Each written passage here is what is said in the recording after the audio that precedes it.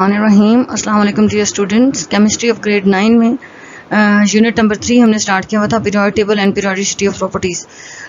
इस चैप्टर का आज हम लास्ट टॉपिक स्टडी करेंगे और टॉपिक को स्टार्ट करने से पहले एक दफ़ा फिर मैं आपको याद दिला दूं कि स्क्रीन के ऊपर जो रेड कलर का पॉइंटर है वो आपको इस टॉपिक को समझने और पढ़ने में हेल्प करेगा। तो आपने काइंडली मेरी वॉइस के साथ इसको रिलेट करना है, इसको फॉलो करते जाना है।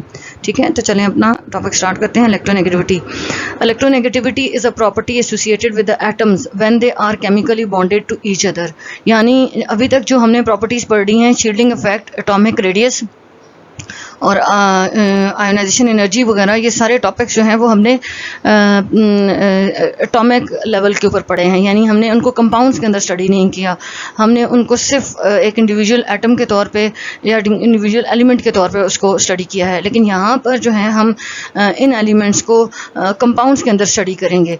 ठीक है, तो जैसे यहाँ पे आपने फर्स्ट जो पॉइंट है इसमें देखा है कि electronegativity is a property associated with the atoms when they are chemically bonded to each other. यानी जब दो एटम आपस में कंबाइन हुए हैं, यानी दो डिफरेंट एटम हो, यानी डिफरेंट एलिमेंट के हों या सेम एलिमेंट के हों, जब आपस में कंबाइन होते हैं स्पेशली कोवेलेंट कंपाउंड के अंदर, तो वो अपना बॉन्ड शेयर करते हैं।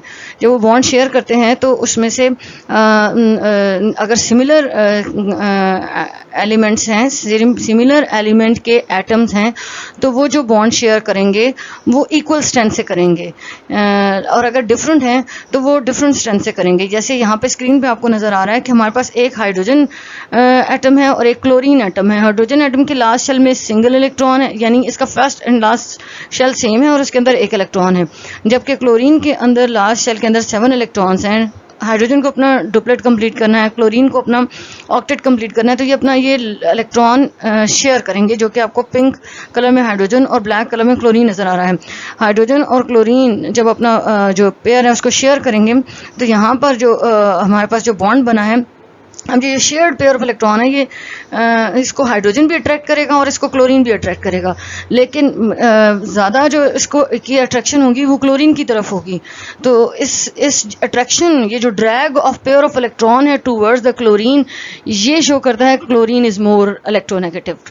तो इलेक्ट्रोनेगेटिविटी जो प्रॉपर्टी है, इसको हम बॉन्डेड एटम्स के बीच में स्टडी करेंगे, चाहे वो सिमिलर हो या डिफरेंट हो। तो सेकंड पॉइंट को यहाँ पे देखते हैं। In a covalent bond the two atoms involve in bond formation mutually share their electrons. ठीक है, तो इसको हम कब स्टडी करते हैं? कोवेलेंट कंपाउंड्स में या कोवेलेंट बॉन्ड्स के अंदर स्टडी करते हैं, जहाँ पे एटम्स अपने जो हैं वो वैलेंस इलेक्ट्रॉन्स को आपस में शेयर करते हैं। This shared pair of electron is then attracted by the nuclei of both atom. ठीक है, तो ये बात मैंने ऑलरेडी आपको एक्सप्लेन कर दी है कि हमारे पास दो एटम जो आपस में इलेक्ट्रॉन्स को, वैलेंस इलेक्ट्रॉन्स को शेयर करेंगे, तो ये जो शेयर्ड पेयर ऑफ इलेक्ट्रॉन है उसको दोनों एटम के न्यूक्लियस अपनी तरफ अट्रैक्ट करेंगे। जो ज़्यादा स्ट्रॉन्ग होगा, ज़्यादा इलेक्ट्रोनेगेटिव होगा, बॉन्ड का जो बॉन्डेड पेयर है, वो जो शेयर्ड पेयर है, वो ड्रैग करेगा, वो ज़्यादा अट्रैक्ट होगा उस ज़्यादा इलेक्ट्रोनेगेटिव एलिमेंट की तरफ। यहाँ पर इस केस में जो हाइड्रोजन और क्लोरीन है, तो क्लोरीन की तरफ ज़्यादा उसकी अट्रैक्शन होगी, तो chlorine will be the more electronegative element. Next देखते हैं, but different atoms have different abilities to attract the shared pair of electron. जैसे कि हमारे पास हाइड्रोजन की एबिलिटी डिफरेंट है, यानी लेस इलेक्ट्रोनेगेटिव है तो कम अपनी तरफ ड्रैग करता है, जबकि क्लोरीन ज़्यादा इलेक्ट्रोनेगेटिव है तो उसकी तरफ अट्रैक्शन, इस पेयर की, शेयर्ड पेयर की अट्रैक्शन ज़्यादा होगी। नेक्स्ट अगर हम इसकी अब डेफिनेशन को देखते हैं, the ability of an atom to attract the shared pair of electrons. पिछली डायग्राम को देखने के बाद ये डेफिनेशन यकीनन आपको ज़्यादा अच्छे तरीके से समझ आएगी। The ability of an atom to attract the shared pair of electron towards itself in a covalent bond is called electronegativity. In other words, we can say that the power of attraction for the shared pair of electron, यानी share pair of electron को attract करने की जो power है वो जिसकी ज़्यादा होगी वही इलेक्ट्रोनेगेटिव होगा।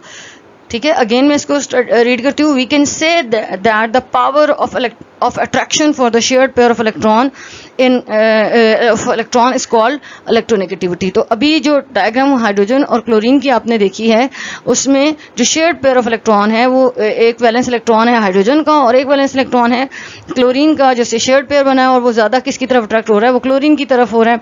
That's why chlorine is more electronegative. Electronegativity is represented by En if the two atoms have the same ability to attract the shared pair of electron। अगर सिमिलर हो, जैसे दोनों हाइड्रोजन हो और दोनों क्लोरीन हो और दोनों सेम स्ट्रेंथ के साथ अट्रैक्ट करें, तो वो हमारे पास दोनों की सेम इलेक्ट्रोनेगेटिविटी आएगी. We say that they have the same electronegativity. In such a case the covalent bond between them is said to be a non polar covalent bond. यानी जो हमारे पास सिमिलर बॉन्ड, सिमिलर एटम्स के बीच में जो electrons का pair share होगा, चाहे वो हाइड्रोजन हो, फ्लोरीन हो, क्लोरीन हो, अगर दोनों एटम जो इलेक्ट्रॉन्स को शेयर करें वो सेम हो, तो तब आपके पास जो कोवेलेंट बॉन्ड बनेगा वो नॉन पोलर होगा. On the other hand, if the bond is form between atoms of different electronegativity, दो एटम हो और दोनों, जैसे हाइड्रोजन और क्लोरीन है, इनमें दोनों की इलेक्ट्रोनेगेटिविटी डिफरेंट है. क्लोरीन हायर इलेक्ट्रोनेगेटिव है और हाइड्रोजन कम है, तो उसमें जो ज़्यादा इलेक्ट्रोनेगेटिव है उसकी तरफ हमारा जो शेयर्ड पेयर है वो ड्रैग करेगा, और वही जो है उस तरह के कंपाउंड्स को, उस तरह के कोवेलेंट बॉन्ड्स को हम कहेंगे कि ये पोलर कोवेलेंट बॉन्ड है. ठीक है जी. अब ये एक एक्स्ट्रा जो बॉन्डिंग की टाइप्स है वो यहाँ पर मैंने एक्सप्लेन कर दी है. नेक्स्ट देखिए वो फैक्टर्स जो कि इलेक्ट्रोनेगेटिविटी को इफेक्ट करते हैं, फैक्टर अफेक्टिंग द इलेक्ट्रोनेगेटिविटी. इसमें जो फर्स्ट फैक्टर है वो न्यूक्लियर चार्ज है. Greater the nuclear charge greater will be the electronegativity. Previous जितनी भी एग्जांपल्स थी उसमें मैंने आपको जो न्यूक्लियर चार्ज है उसके बारे में एक्सप्लेन किया था. और न्यूक्लियर चार्ज क्या है? Attraction of electrons towards the nucleus. इसको हम कहते हैं कि ये न्यूक्लियर चार्ज है. ठीक है. अगर न्यूक्लियर चार्ज ज़्यादा होगा तो इलेक्ट्रोनेगेटिविटी की वैल्यू भी हायर होगी. When we move in period from left to right the nuclear charge increases, so the electronegativity increases. तो न्यूक्लियर चार्ज जितना स्ट्रांग होगा, और न्यूक्लियर चार्ज स्ट्रांग होता है अलॉन्ग द पीरियड. इसी तरह एटॉमिक रेडियस है. Atomic greater the atomic radius lower will be the electronegativity. ठीक है. जितना बड़ा साइज होगा एटम का, वैलेंस इलेक्ट्रॉन जितने दूर होंगे उतनी ही जो इलेक्ट्रोनेगेटिविटी वैल्यू है वो वीक होगी. तो एटॉमिक रेडियस जितना बड़ा होगा, जितना ज़्यादा होगा, उतनी इलेक्ट्रोनेगेटिविटी कम होगी. When we move in a group from top to bottom the atomic radius increases, so electronegativity decreases. उसके बाद एक और फैक्टर है शील्डिंग इफेक्ट का. As the number of shells increases between the nucleus and the valence shell, so the removal of electron from the outer most shell is easy. अब जो shielding effect है वो इनर इलेक्ट्रॉन की वजह से, और inner electron valence electron और nucleus के बीच में हिंड्रेंस क्रिएट करते हैं, जिसकी वजह से जो लास्ट शेल में कोई भी एक्टिविटी है वो उसके ऊपर डिपेंड करती है. ठीक है. इसलिए इलेक्ट्रोनेगेटिविटी क्या है? वो अलोंग द ग्रुप, क्योंकि shielding effect top to bottom जब हम मूव करते हैं तो वो इंक्रीज करता है, इसलिए इलेक्ट्रोनेगेटिविटी वैल्यू क्या होगी? डिक्रीज होगी. लास्ट फैक्टर जो कि हमारे इलेक्ट्रोनेगेटिविटी को एटम के अंदर इफेक्ट करता है वो है electronic configuration. The completely filled orbitals, वो ऑर्बिट जिसमें 2 इलेक्ट्रॉन्स हैं, जैसे कि हीलियम और उस जैसे, और जो एलिमेंट उस जैसा बनना चाहते हैं उनकी हाफ फिल्ड, वो हाफ फिल्ड 2 डुप्लेट की वजह से भी हो सकता है, ऑक्टेट की वजह से भी हो सकता है. तो the completely filled orbitals and half filled orbitals are stable. यानी वहाँ पे जहाँ पे इलेक्ट्रॉनिक कॉन्फिगरेशन कंप्लीट है वहाँ पे भी इलेक्ट्रोनेगेटिविटी हाई होगी, और जहाँ पर हाफ फिल्ड है शेल, वो वहाँ पे भी इलेक्ट्रोनेगेटिविटी वैल्यू जो है वो हाई होगी. The addition of electron to these orbital is difficult. So these are the few factors which affect electronegativity. Next पे हमारे पास एक कुछ और चीज़ें आ जाती हैं जो इलेक्ट्रोनेगेटिविटी को अफेक्ट करती हैं.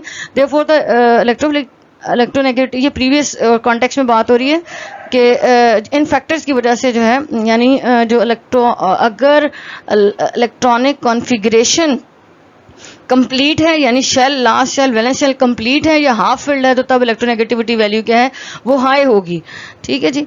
नेक्स्ट देखें कुछ और चीज़ें जिनके ऊपर इलेक्ट्रोनेगेटिविटी डिपेंड करती है. The nature of combining atoms, जो एटम कंबाइन होगी उनकी नेचर पर डिपेंड करती है. एटॉमिक वॉल्यूम, जितना वॉल्यूम ज़्यादा होगा उसके ऊपर भी डिपेंड करेगी. इलेक्ट्रॉन एफिनिटी वैल्यू के ऊपर डिपेंड करेगी, और आयनाइजेशन पोटेंशियल के ऊपर, यानी आयनाइजेशन एनर्जी के ऊपर डिपेंड करेगी इलेक्ट्रोनेगेटिविटी वैल्यू. पॉलिंग ने एक साइंटिस्ट ने जिसने कि इलेक्ट्रोनेगेटिविटी वैल्यूज कैलकुलेट की हैं. Polling calculated the electronegativity values of the elements. For this purpose he developed a scale from bond energies. यहाँ पर 9th क्लास के लेवल पे बॉन्ड एनर्जीज क्या हैं और कैसे हम उनको कैलकुलेट करते हैं वो इंपॉर्टेंट नहीं है. दैट्स वाई यहाँ पर जस्ट इसको एज अ टर्म आप ले लें. ठीक है. In diatomic molecules, diatomic means 2 atoms combine होकर जो मॉलिक्यूल बना रहे हैं. On this scale the electronegativity of fluorine is 4 which is the highest. यानी ये सिमिलर एटम, डायटोमिक सिमिलर भी और डिसिमिलर भी हो सकते हैं. यानी F2 है तो HCl भी डायटोमिक है और F2 भी डायटोमिक है. तो इस तरह के जो 2 वो हैं एटम कंबाइन होकर जो मॉलिक्यूल बना रहे हैं, उनकी एनर्जीज की बेस पे उसने इलेक्ट्रोनेगेटिविटी वैल्यूज को जो है वो कैलकुलेट किया है, विच is the highest of all the periodic table elements. Fluorine की इलेक्ट्रोनेगेटिविटी वैल्यू सबसे हाई है। Oxygen is 3.5 and electronegativity of caesium is the lowest one. ठीक है जी। पॉलिंग ने कोई ऐसा मेथड यहाँ पर 9th में पॉलिंग का जो मेथड है कैलकुलेट करने का, ये इंक्लूडेड नहीं है आपके सिलेबस में, इसलिए वो जानना या उसको एक्सप्लेन करना यहाँ पर मैंने मुनासिब नहीं समझा, क्योंकि वो फिर हायर क्लासेस के लिए है और 9th क्लास के हिसाब से ग्रेड 9 के लिए ये इनफ है। ठीक है, अब हम आ जाते हैं कि अलॉन्ग द पीरियड या अलॉन्ग द ग्रुप जो है इलेक्ट्रोनेगेटिविटी वैल्यूज कैसे चेंज होती है। तो यहाँ सेकंड पीरियड जो लिथियम बेरिलियम पॉइंटर मूव कर रहा है रेड कलर में, boron, carbon, nitrogen, oxygen, fluorine and neon, अगर इसको ऑब्जर्व करें तो सेकंड पीरियड में लेफ्ट टू राइट जब आप मूव कर रहे हैं तो 1 देन 1.5 2 2.5, तो आपको electronegativity value along the period जब लेफ्ट टू राइट मूव कर रहे हैं तो इंक्रीज होती हुई नजर आ रही है, एक्सेप्ट इन नोबल गैसेज, ये एक्सेप्शनल केस है। उसके बाद देखिए जी सोडियम, अगर टॉप टू बॉटम ग्रुप का स्टडी करें तो lithium, sodium, potassium, rubidium, caesium, यहाँ पर टॉप टू बॉटम जाएं तो इलेक्ट्रोनेगेटिविटी वैल्यूज क्या हो रही हैं, वो डिक्रीज हो रही हैं। ठीक है, तो न्यूक्लियस की ग्रिप जितनी वीक होगी इलेक्ट्रोनेगेटिविटी वैल्यू उतनी कम होगी। तो along the period nuclear attraction strong है, इसलिए इलेक्ट्रोनेगेटिविटी वैल्यू भी हाई है, और along the group nuclear attraction weak है, जिसकी वजह से इलेक्ट्रोनेगेटिविटी वैल्यू भी आपको डिक्रीज होती हुई नजर आ रही है। सेम यही केस यहाँ पर जो ट्रेंड्स की फॉर्म में है, जैसे कि हम हमेशा से इस चैप्टर के अंदर पढ़ते हुए आ रहे हैं, trend along the group and trend along the period. तो अलोंग द ग्रुप अभी मैंने आपको बताया वही चीज अब यहाँ पर लिखी हुई है। In groups the electronegativity of the element at the top of the group have maximum, जैसे कि हमारे पास लिथियम में इलेक्ट्रोनेगेटिविटी वैल्यू हायर है, while elements at the bottom of the group have minimum, जैसे कि सीजियम के केस में सीजियम की इलेक्ट्रोनेगेटिविटी वैल्यू सबसे लो है। This is due to the addition, अब रीजन वो बता रहा है कि क्यों, why electronegativity value decreases along the group is due to the addition of shells and increase in atomic radius of the electrons. The new inner shell add होते हैं, shielding effect बढ़ता है, इनर इलेक्ट्रॉन्स बढ़ते हैं तो shielding effect बढ़ता है, nucleus की ग्रिप वैलेंस इलेक्ट्रॉन के ऊपर वीक हो जाती है, तो जिसकी वजह से जो इलेक्ट्रोनेगेटिविटी है डाउन द ग्रुप जो है वो डिक्रीज होती है। The new inner shell increases the shielding effect and decreases the electronegativity.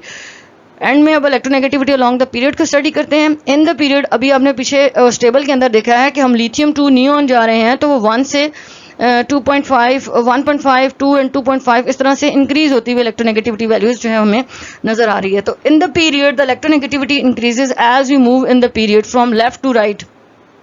The elements at the left of the period have, left पे जो हैं वो मेटल्स हैं, उनकी इलेक्ट्रोनेगेटिविटी वैल्यू कम होगी, while elements at the extreme right of the period have maximum electronegativity, जो right side पे एलिमेंट है उनकी इलेक्ट्रोनेगेटिविटी मैक्सिमम है। This may be attributed to the decreasing atomic size, और ये एटॉमिक साइज के डिक्रीज होने की वजह से भी हो सकता है, क्योंकि लेफ्ट टू राइट मूव करते हैं तो एटॉमिक साइज भी डिक्रीज होता है। एंड इंक्रीजेज न्यूक्लियर चार्ज, और एटॉमिक साइज डिक्रीज होने की रीजन है न्यूक्लियर चार्ज में increase, addition of electron in the same shell.